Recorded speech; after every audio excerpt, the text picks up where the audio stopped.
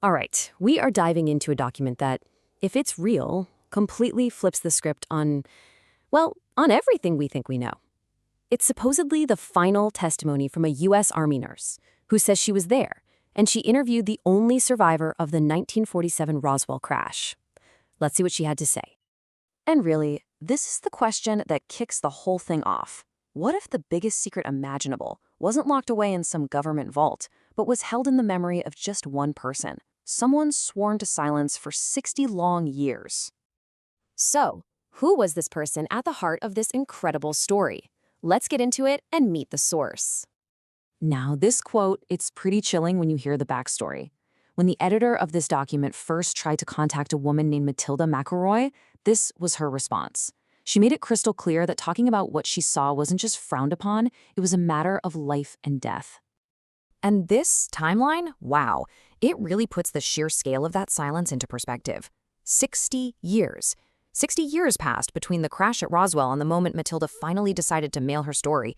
And get this, she sent the package from Ireland right before she passed away, making sure the secret would finally outlive her. So who was Matilda O'Donnell MacElroy?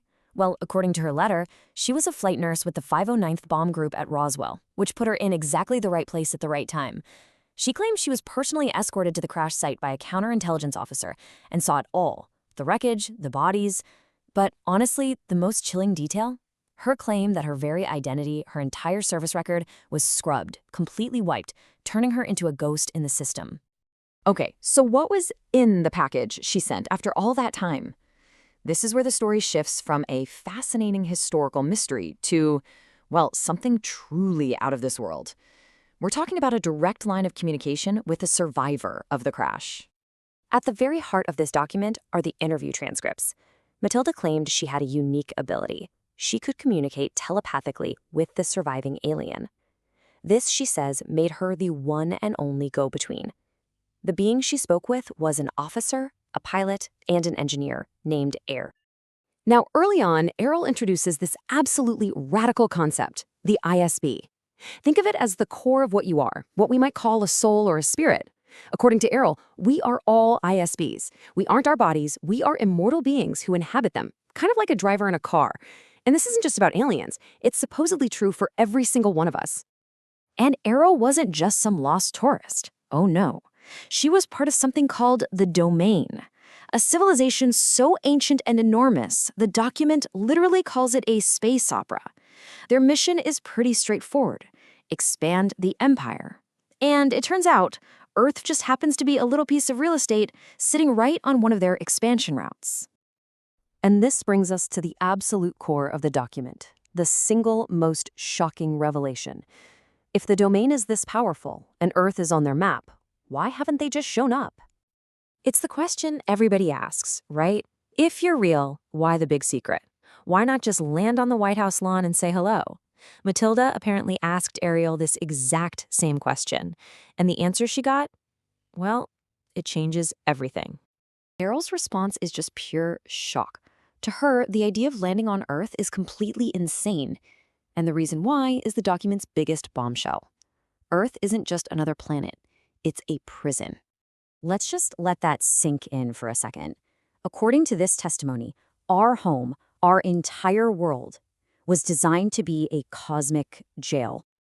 So how would a prison planet even work? The document describes this terrifyingly efficient cycle. First, an ISB is captured and labeled untouchable. Think criminals, but also artists, revolutionaries, anyone who doesn't conform. Second, their memory is completely wiped using a powerful electronic force. Third, they're dumped into a biological body here on Earth. And the system is built to be escape-proof. When the body dies, a huge electronic net supposedly stops the ISB from leaving. They're then hit with hypnotic commands and sent right back to Earth in a new body to do it all over again, with no idea it ever happened before. So you have to ask, who would build such a place, and why? Well, the document goes on to describe a backstory of cosmic war that's been raging for eons. Okay, so you've got two major players on the galactic chessboard. You have the Domain, Errol civilization, who are trying to expand and take over this part of the galaxy. But this whole area is already controlled by their enemy, a group they call the Old Empire. And the Old Empire are the ones who built and run the prison. So the domain are the invaders, and the old empire are the wardens. And this is where the story just takes our history books and practically sets them on fire. This cosmic war, Errol claims, has been playing out right here on Earth, in plain sight. The Great Pyramids? Not tombs. They were supposedly navigation and communication devices for the old empire. The ancient Vedic hymns from India? Apparently, that's the leftover philosophy from a captured domain battalion. And the assassination of Archduke Ferdinand, the event that sparked World War I? The document claims that was the old empire taking out a high-ranking domain officer who was inhabiting Ferdinand's body. It's an absolutely wild reimagining of our entire past. So, what does all this mean for us, the so-called inmates? Well, the final part of the document really gets into the massive implications this has for what it means to be human. So how is this prison so effective? How do you keep powerful, immortal beings locked up? According to Errol, it's a prison of the mind. The ultimate trap is that we've completely forgotten who and what we really are. We've been conditioned to believe we're small, fragile, and powerless. This idea of looking for gods or saviors outside of ourselves is, in this view, the very lock on our own cell door. The whole point of the system, according to the source, is just permanent lockdown. And the main method is chaos. The old empire supposedly dumps all kinds of incompatible ISBs here together, artists with bureaucrats, scientists with fanatics, just to create endless conflict. Between lifetimes, they use hypnotic suggestions to encourage ignorance and war. The goal is to keep the inmates fighting each other, so they never look up and realize they're in a prison in the first place. And that's what it all comes down to.